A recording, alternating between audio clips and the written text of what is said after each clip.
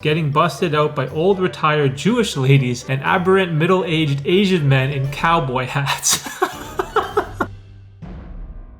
So let's do something different today and read some gambling stories from Reddit. So Watermelon Man 921 asked, what are some of the worst gambling addiction stories you have witnessed, heard about, or been through? My brother has been a gambling addict since the early 2000s. In 2001, when he was 22, he abruptly left his girlfriend, left his dog with her, sold everything he owned, cashed in his 401k, and took a Greyhound to Vegas to become a professional poker player.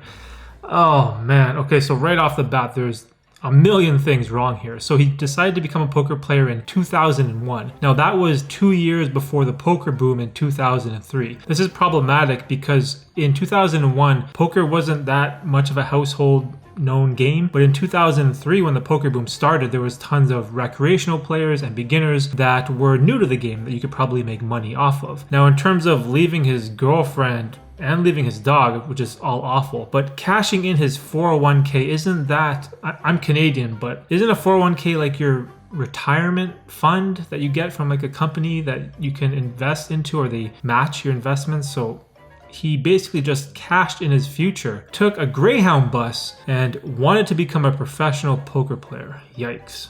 He said, those fish are terrible poker players. They're just waiting for a pro like me to come take all their money. It'll be the easiest money I've ever made. Okay, so this guy is just straight up delusional. Whenever you think that anything is the easiest money you've ever made without actually doing the thing, you're just straight up delusional. In about 2 months, he lost about every penny he owned, maxed out a bunch of credit cards, owed a local loan shark about $10,000, and borrowed about $5,000 from our mother. And he started busting into cars and stealing their radios for about $10 each. Stealing radios? Oh wait, this is in 2001. So I guess cars in 2001 had radios that were worth $10. Okay, so basically he lost his entire net worth in 2 months. So this guy is obviously an extreme degenerate. He tried to borrow every dollar he possibly could from everyone he could think of, including our grandparents and his ex-girlfriend. Almost nobody lent him anything. Okay, you obviously have a gambling problem when you're trying to borrow money from your grandparents. Never do that. That's just plain stupidity.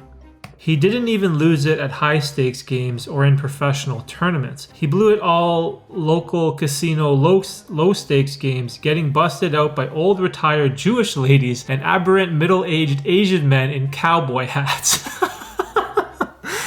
Okay, so this is obviously a metaphor for players that are terrible at poker. So what he's basically saying is that this guy didn't even lose his money playing against professionals or in big tournaments. He lost it playing against people that were old and retired, which is pretty sad. When he got 3 months behind on the rent for his little shitbox apartment, his landlord finally tossed him out. He called our mom from 7-Eleven crying his damn eyes out, begging her to cash in her 401k or get a second mortgage so he could continue because I'm right on the verge of a big win. I can just feel it. Okay, so this dude's brother is out of his mind. Whenever you ask your parents to cash in their retirement fund or you want them to take out a second mortgage so that you can continue your gambling habit, you're just a terrible person who is delusional. This guy is obviously not thinking clearly, and he has a massive problem when it comes to gambling. He's pretty much addicted. And also, this is a very common saying that I'm on the verge of hitting it big. That's something that all addicts have felt at one time or another.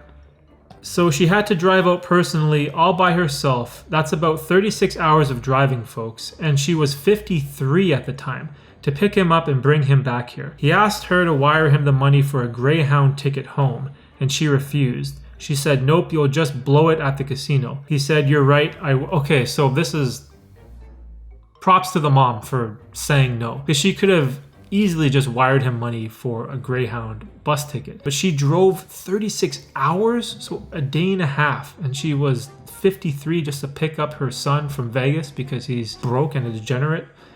Man, that's real sad.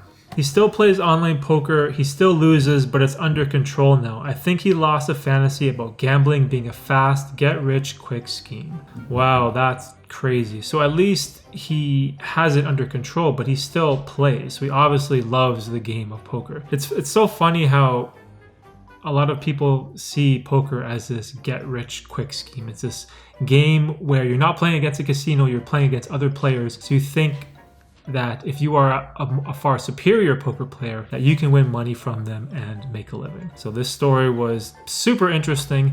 If you like this type of video, please let me know in the comment section down below. And thanks for watching.